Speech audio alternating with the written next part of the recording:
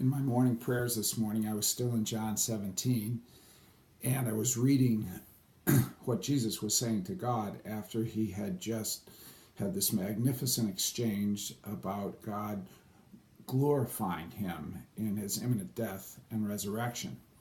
So in verse 6, 7, and 8, Jesus is basically presenting himself as a conduit between God and the disciples. He says, my words are from you, I am sent from you, and I am basically the conduit between you and those you've given me. What's interesting about that is I think we maybe need to consider ourselves in that same role. Too often we try to be helpful or add or explain God. The purpose of a conduit is to make sure what goes into it is the same thing that comes out of it. And it never turns out well when we try to help or add or do anything other than accept our role as a conduit. Remember when Jesus wanted to wash Peter's feet, Peter says, "Oh, no.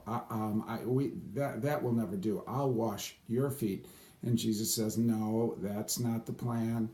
You won't have a part of me if I don't wash you." And then Peter says, "Well, then I have a better idea. Wash all of me." And Jesus says, "No, you don't need that. I've got this, Peter. Basically, I am just doing what God has given me to do, and you need to accept that." So as we think about the way we represent God to the world, we should think of ourselves as conduit, because if Jesus saw himself as essentially a conduit between God and those God had given him, we should probably be careful about adding, subtracting, or helping God.